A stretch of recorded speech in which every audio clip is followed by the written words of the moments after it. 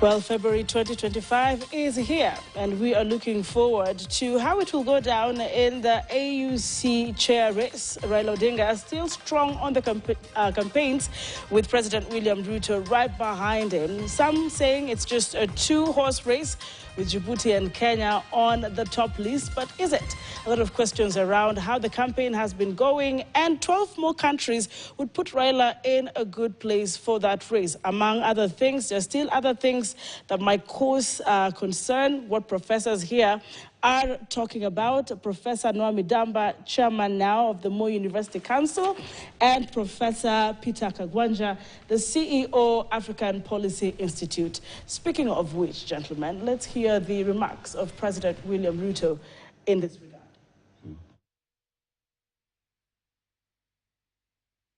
Your efforts in not only supporting the Honorable Raila Odinga, but also canvassing support for him in Western Africa. We very sincerely thank you, Mr. President, for that friendship and brotherhood.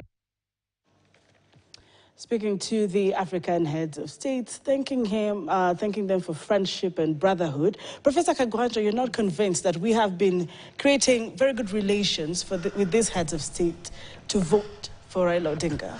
No, I appreciate the work that is being done. I think the President Ruto has the right to speak the way he is doing, because one of his policies is basically exporting jobs.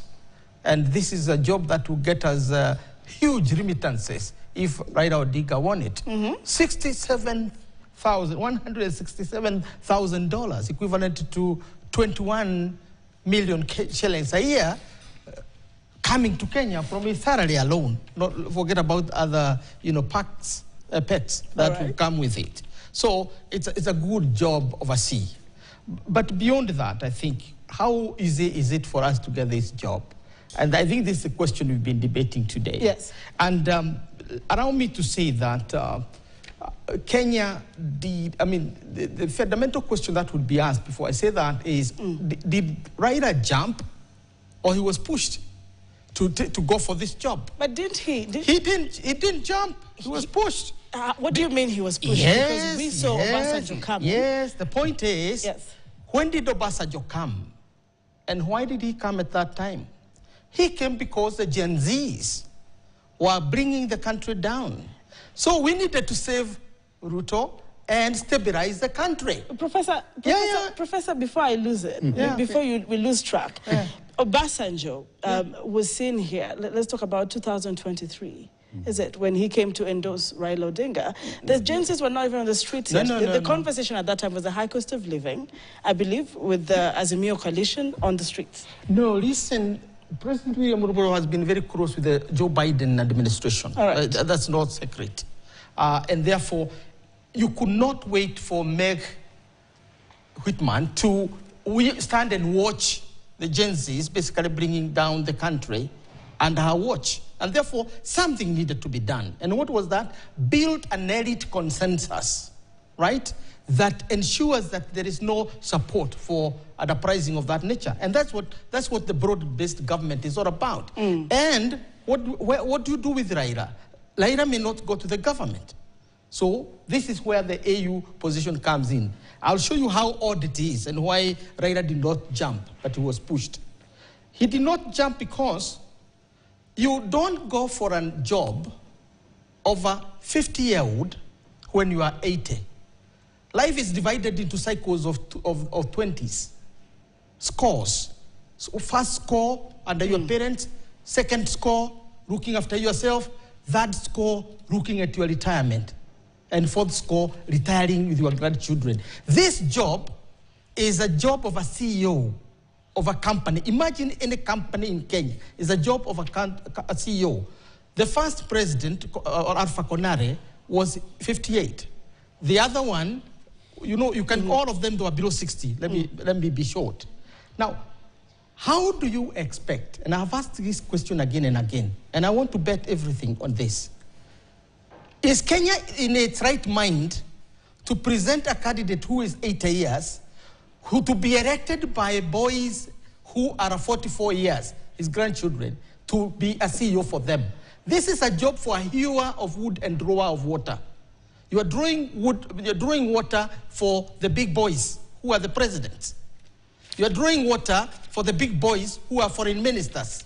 You are drawing water for the big boys who are members of the Executive Council. So how do you expect the heads of state to sit in February and elect an 80-year-old man to preside over one of the most demanding institutions on the continent? Right. I find it so odd that, and I'm not saying this because I am one of the supporters of Raila Odinga. He knows it. Okay. Yes, I supported him in the last election, not only in terms of voting, but also in cash. So, and we did that deliberately. So there's no, but the truth be told, I find it so awkward, I find it so obscene for a country like ours, dignified as we are, to push one of our elders to go and serve boys and girls in Addis Ababa at his age, rather than looking after his grandchildren and mentoring us as the young generation. It's very odd. Professor, I want to come back to you because first you're challenging me to check on the age of the other candidates. And secondly, I would want to also ask you, who else do you think would have been fronted? But just give me a second to talk to Professor Midamba, because is it about the age? Is it about the experience? What do you pick from what Professor Kagonje said? When we go that route, then you will bring tribalism, then you will bring race, then you will bring everything else. Here's what I want to say. Nobody in their right mind knew that Trump will become second time. Nobody. I mean, it deceived all of us. Look how vigorous he is. Look how he's dancing on the stage. Joe Biden was not a young lad when he became president. He ran the country smoothly, did everything. So that is not an issue for this position, and it's not an issue for me. Raila had four choices. All right.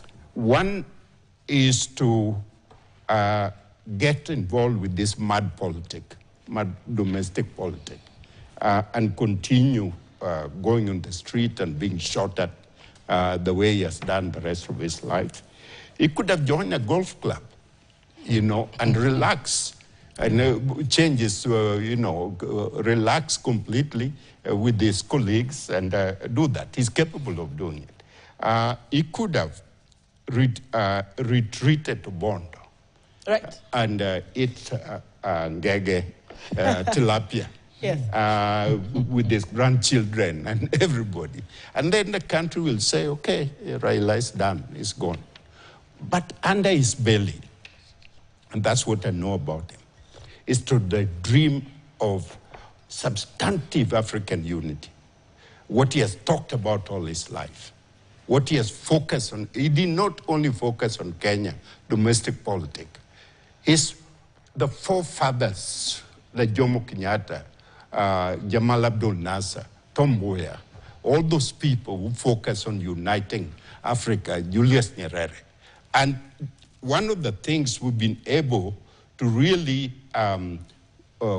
convert and focus him on is not think about just uniting states of Africa, because Africa is divided in tribe, divided into Anglophone, Lusophone, everything. You need to unite the region. All right. Now, this thing is going on rotation. This time for East Africa. Almost 99% of the East Africa are behind him. And so the question is, what's going to happen to our friend, Djibouti candidate, if he's from East Africa, indeed? So that's a big question. Secondly, I'm just amused at our domestic debate. The most critical people of Raila candidacy are coming from Kenya, and who are deceiving Gen Zs that Raila is abandoning them, as if Raila should have stayed the rest of his life until he passed, God called him, on the street. That is where he belonged. And so I think that he has elected the right time to move so that he leave this job, this mad politic for other people. All right. And then he play at a continental level. Secondly, what I'm thinking about is for Kenyans to rise up to the level where they know what nationalism is about. All right. If Raila was a candidate in Nigeria, most people will be behind him. And so the point is, what is happening to Kenya? Are we out of this world the way we need to work? Or what's happening to us? I live with the Israelis in America, in my neighborhood. They quarrel all the time. They're agitated. Touch one if you are not a Jewish, and you see what happened. Look at what has happened in the Middle East. So that's the calling upon Raila's not leaving his traditional role. Raila's led to the Constitution 2010. All right. Will not be here without Raila. Raila has been shot on the street in many times. And so enough is enough. You need to move to a different level. Interesting, saying enough is enough. In fact, Raila Odinga is on record vying for presidency about 5 times, all of them unsuccessfully. But what would some of his, members of the party, where of course is now former, say about him? And these were the remarks of Member of Parliament Babu Owino in regards to this AUC chair race for Raila Odinga. Remember, Babu Owino has strongly been in the ODM party. Really tried as a man. Baba has vied for 5 times, 4 consecutive times, and 1 extra time. Right? And this is a man who also deserves better for Baba. However, I have around 10 presidents in Africa who are my friends. I've been talking to them and they promised me that they'll vote for Baba. All right, Professor Kagwanja, we're talking about unity here. I mean, at this point in time, someone would feel very disheartened, Professor, if I speak on behalf of those who are in support of Raila Odinga, to hear you interrogate very, if you use the word harshly, yes, harshly, yes. All right, his candidacy, when the entire country, Professor Bidamba is talking about the national spirit. Yeah. If someone judges you from your sentiments earlier, they might think perhaps that you're of a contrary opinion. Let me say this. I'm a Pan-African because I perhaps am one of the very, very few Kenyans, or I would say Africans, who have voted for two presidents. 2002, I voted for Mwai Kibaki. Okay. And 2004, I voted for Thabo Mbeki, because if you have a green barcode in South Africa, you vote. So I voted for the two. I spent much of my time in South Africa, in Addis Ababa, and other places. So I came to distinguish 2 citizenships, an African citizenship and a citizenship of a member country. Africa is our ultimate fallback. When we came to our madness as a country in 2008, and Raila Odinga was at the heart of it, it took the African Union to come and bring us to sobriety. And therefore, I don't take Africa for granted. Okay. So when I'm talking about this, I'm not talking about against Raila. Raila is my friend. Okay. And I've visited him many times, including his home. So I'm not talking about a stranger to me, or because I come from Mount Kenya, that's why I'm talking. I'm talking as an Pan-Africanism. For 20 years, thriving on the goodwill of other African countries. I get almost 90% of my subsistence myself from association within the Pan-African circles. So among the people who benefit from Raila being the chair of the African Union, it's myself. Interesting. Because yes, I would go and consult because he's closer to me. When Mwencha, Elastus Mwencha, was the deputy chair, I cannot tell you how much happy I was within the African Union. For 10 years. This is the African chair who comes to my house, deputy chair, and so on. He's still my friend. So, friendship aside, the values that we are looking for, the morality that is driving us to this, I tell you for sure that I would look for a better job for Raila Odinga than what we have. Now, but the game, what I detest personally is the game that is being played. And it was played in South Africa in the last time before Musa Faki came in. In South Africa, Cyril Ramaphosa and the boys around the ANC decided that they don't want Dlamini Zuma to be president. And therefore, they took her to exile to the African Union. And by the time Dlamini Zuma returned home to vie for the presidency, she could not muster enough because she had been away from home for all those years. So she had lost grassroots, okay? Why are we exiling Raila Odinga? Why don't we let him play the role he has played best for the last 40 or 50 years? In the opposition? Not even the opposition. Raila is more than an opposition in this country. Okay. Who doesn't know that? All right. Professor Kagwanja and others can be opposition. Raila is not opposition. This is a statement who shape our destiny. Let me tell you this. If Raila loses this seat, okay, and I'm not playing for that, if he loses this seat and come back to this country, he's the one who is going to shape all these political alliances and coalitions that we are talking about now. The side he leans on is going to be formidable. That's the Raila we are talking about, and a very indomitable man in our local politics. Now, this strategy of exiling him to the African Union so that 2027 is not a factor, and therefore we can inherit his constituency, is nonsense. Professor Midamba, 6 members of states are currently suspended, I believe, from this voting exercise.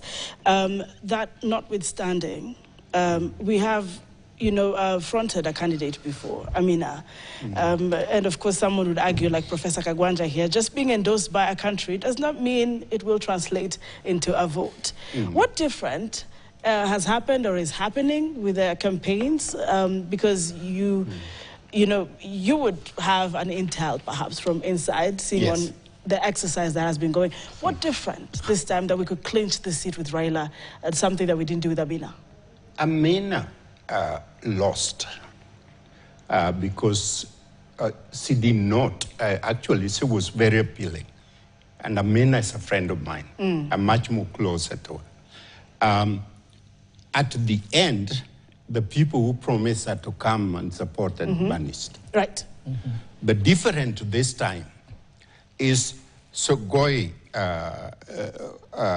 Korir, Ambassador Korir, and Ambassador Elkan are focused 24 hours on what needs to be done.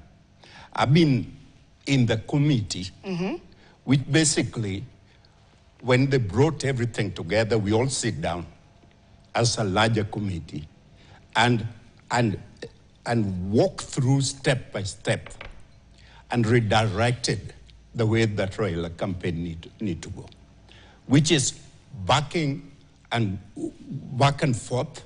You don't just visit the president once in the State House and disappear.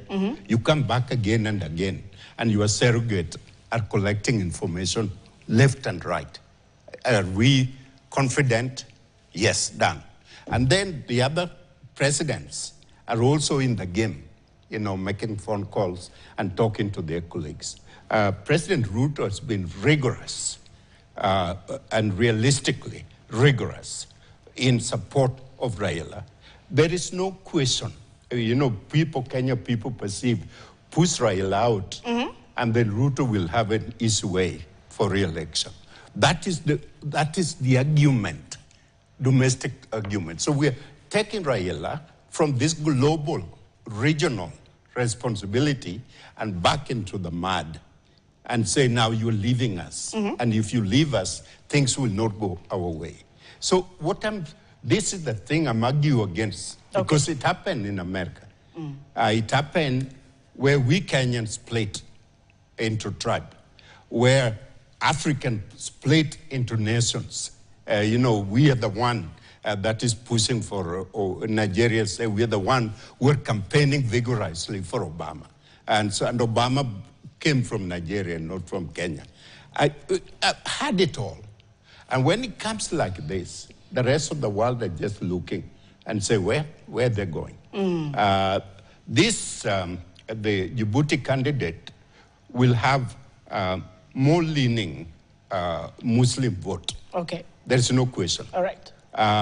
But if the question is the East African rotation, then how can you count someone from Egypt and West Africa and say that this is right, then the meaning of rotation don't make any sense. Okay. And so we have to argue for the bloc. When it is West Africa, it need to be West Africa. And so if it change, that, we have, so the issue of rotation don't make any sense at all. Now, interesting, someone would be asking, well, who are these other candidates? Allow me to just give you a quick preview of the candidates during the debate that happened just most recently, and then we can come back with your closing remarks on this matter, professors. Let's just take a look at that glimpse of the debate and the candidates. There's been the issue of funding, which has been a major challenge, and look at other alternative sources of funding. When I was there as high rep on infrastructure development, we came up with a proposal to set up an infrastructure fund for Africa, and using the African resources, because many of African countries have got a lot of money in sovereign funds, from which the AU can actually borrow without having to pay so much high interest. And this will help AU actually to spearhead the process of constructing some of these infrastructures. We have what we call a golden rule in terms of managing the staff and the personnel. I'm still waiting for the SACA program to be implemented. I hope that this hot potato will not wait for us, one of us, when we'll be elected. But I hope that the SACA process will be implemented. It is about the personnel, the staff. We have moved from a lot of short contract employees to a permanent contract. That's very important. If you want to create loyalty, you want to create the ownership. And if I am chosen by the heads of states and government as chairperson of the commission, I will make sure that the African Union Commission would actually work towards resolving our conflicts peacefully, because we have that in the Constitutive Act of Africa, of the African Union. So we have the Peace and Security Council, we have the peace architecture of the African Union, but we also have the United Nations Security. That's what we're looking at, the different submissions on that day. And someone would say, well, each of these people has a very strong, I don't know, is it charisma, intellectual capacity? They know what they're bringing to the table. Professor, let me start with Professor Kagwanja. Yes. Having heard that, and I'm sure you followed, what would be your, your last submissions tonight and your closing remarks? And your word, perhaps, to Raila Odinga. Let me speak like a Kenyan. Yes, please. I think we have a heavy lifting to do to get Raila Odinga elected.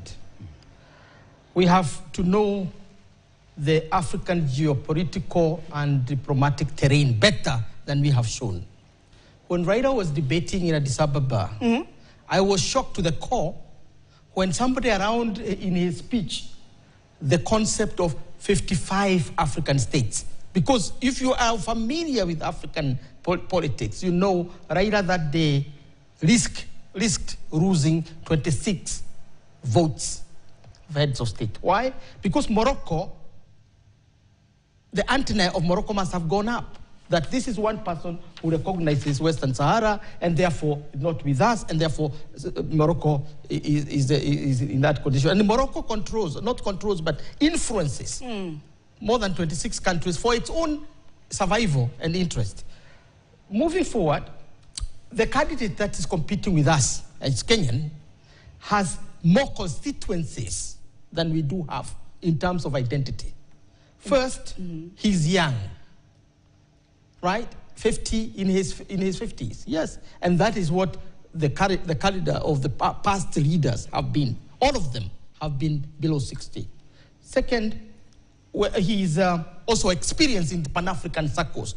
Raila is extremely experienced in national politics. But in terms of Pan-African politics, he's below. That's agreeable. Let me finish. Even though he served as the African Union. No, we call it a stint in English. All right. Stint is a jump in and out. Jump in and out. Okay. You can call it blips. So the other thing is, This man has been the Secretary General of Islamic League for many years, and you know how many countries are Islamic in Africa. And finally, remember, the Southern Africa bloc is not going to vote with us. Professor Monda mentioned about the standoff which we have with South Africa. Because of our new geopolitics, and new approach to diplomacy, what happened? We refused to attend the BRIC summit, which was hosted by South Africa, and South Africa has been a buddy. Sometimes you show up just to ensure that in the wedding of your friend's daughter, you don't miss. Finally, yes, politics have changed. All right. Trump is not with us on this. Because this was a Joe Biden strategy, yes, to stabilize Kenya and to save Ruto. That was it. So, watch. Trump will not be as enthusiastic. There is no Meg here to babysit the whole process. So, let's cross our fingers. All right. And pray for Raila Odinga. Let's cross our fingers and pray for Raila Odinga. The closing remarks of Peter Kagwanja. Let me hear from Professor Naomi Damba. What would be your closing remarks? Because, well, President William Ruto today pretty much congratulated Donald Trump on his elections. My dear Kenyans, we have talked, we have debated, everything has happened. The time has come, and Americans say it's not over until the fat lady sings. That is the truism. But the manner in which we must carry ourselves is to look around and support our own vigorously, without any debate. Because the candidate we're talking about is a man of remarkable reputation. He has done everything for the interest of this country and the interest of the continent of Africa. And the time has come for us to stop the debate and line up in these final days that are left to make sure that Raila win the post of AU chairmanship, which will create and be visible. Kenya is there. Kenya is at United Nations. We have faced a point where there is opportunity for an African to serve on the national security of the world permanently. The time we face is critical for Africa infrastructure and everything, development and trade. And there is no question that the right candidate is going to be Raila Odinga. Thank you very much. That is Professor Naomi Damba, now the chairman, Moi University Council, among other things. Thank you so much for creating time tonight. Professor Peter Kagwanja, CEO, Africa Policy Institute. Thank you so much for creating time. And earlier on, before he left, a great, of course, intriguing contribution from Professor David Monda, political scientist all the way from the University of New York. We keep our fingers crossed, Professor Kagwanja said, so that we pray for Raila Odinga. All right. I'm reminded the words of Kwame Nkrumah, who said, "Thought without practice is empty, and action without thought is blind." Keep your spirits up, have a good night, and keep it KTN, where facts inspire fun. My name is Anki Dorisombat. Damian Evans has been on sign language. Lala Unono.